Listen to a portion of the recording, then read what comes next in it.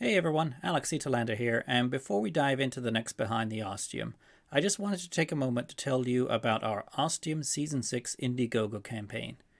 Thanks to the Ostium Patreon, we're able to pay Team Ostium for their work, whether it's voice acting, sound design, editing, or artwork. With our Indiegogo campaign, our goal is to pay our whole team fairly, and you can help make that happen in two ways. One, by supporting the campaign. There are a variety of awards, from sticker packs to postcards to notebooks to signed copies of the Ostium book, and access to a brand new miniseries just for the campaign. And two, by sharing the Indiegogo link with friends, family, and through your social media and telling everyone about this campaign and why you want it to succeed. You can find the link in the show notes to this episode or by going to indiegogo.com and searching for Ostium Podcast. You can also find it on our social media pages. Okay, that's enough of me. Thanks for your help, and let's get on with the new Behind the Ostium. And next we have episode 9, Avalon, which is all about Catalina, because I went there in college a couple times on trips, because I went to Long Beach State. And so it was a chance for me to be really kind of evocative in my description and stuff, because it's a very picturesque, beautiful place with the casino building and all the setting there is very unique. And so it gave me a chance to kind of go into all that detail, but also have another one of Jake's weird obsessions that he was able to wax poetically about in a crazy way. But also to, once again, change it up, because we'd gone to the past a couple of times, we'd gone to the future, which is clear, oh look, it can be any time now, you don't know where you're going to go with Ostium. But now going to somewhere that was more contemporary, but more specifically something from Jake's actual past. He's obviously never been to Roanoke in real life, but he's been to Avalon. It was a time from when he was a kid, and he was able to connect a lot with it. So again, it's kind of changing it up a little, going in a new direction, but you still have the same rules again of the blackness coming. You only have a limited time there, and it gave me a chance towards the end of the episode then to have Jake push his power, his growing power, a little bit further, where they're not able to make it back in time to the original door they came through because of the blackness. And so then Jake senses another door that he can reach and get through to, which he does then with Monica holding on to him and blindly following wherever he goes at this point, because she has to believe in him.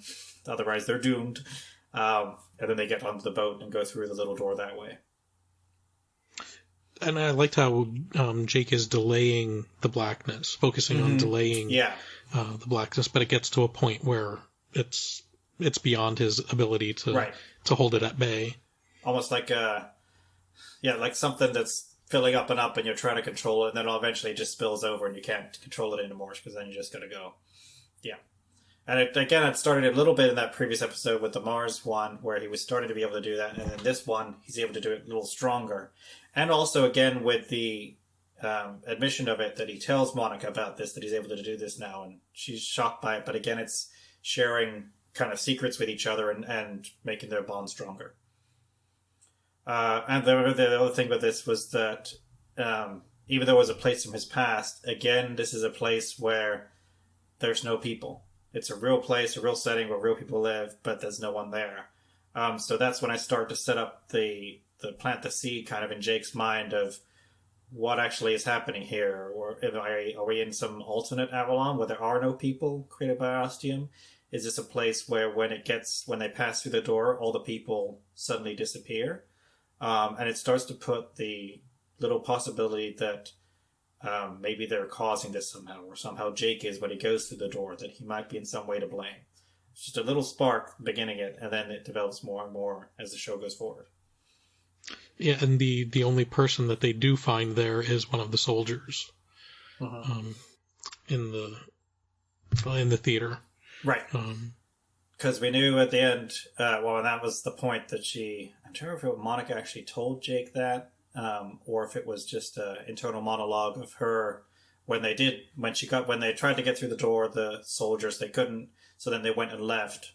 Do you remember if Monica actually told Jake that they would be back, or she just thought it? I can't remember.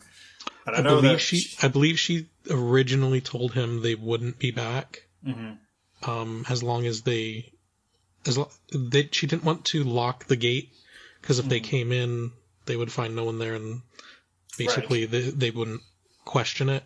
But we knew that was a lie. Right, but I remember somewhere at some point I said she knew undoubtedly they'd be back. But now she's seeing them in this other way. Of course, eventually down the line you find out why. But as I'm writing at this point and as we're listening, I don't know why they're starting to show up in the world of Ostium at this point. But it's starting to happen. And not just show up, but also be dead. And also be dead from completely unknown circumstances. You can't tell what it is. There's no blood. There's no visible wounds or anything. They're just not alive anymore. And the item that they needed to take was on the body as well. Right. The trinket. Stone. Yeah.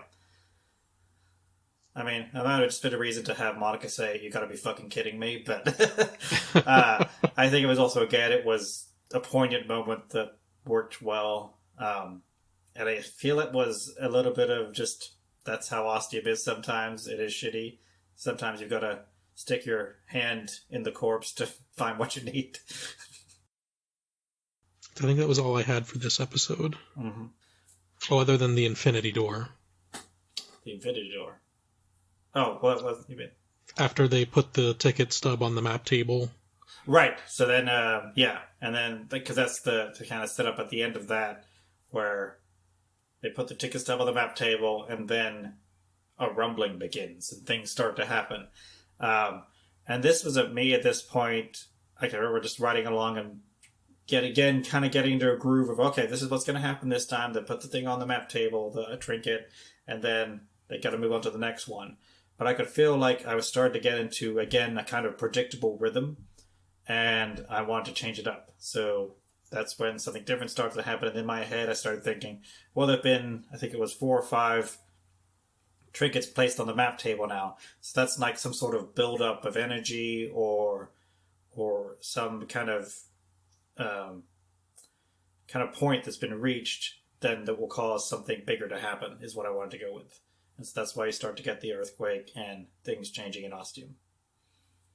I did have one idea in my head of how, in my mind, what the map table was actually for. I think, because that was the one reason I wanted to change this up a little, was because I wanted to give more, can't even think of the word now, more power to the map table, more importance, that it wasn't just a handy little map thing, but it actually was a core part of the way Ostium worked.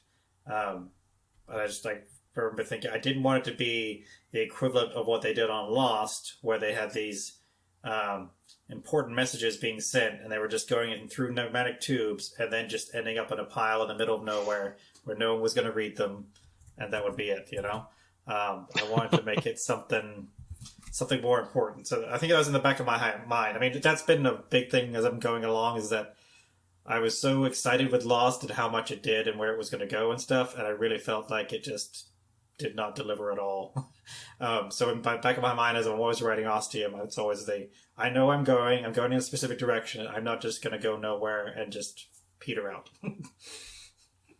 They did a lot of setup and no payoff on Lost. Mm-hmm. Yeah.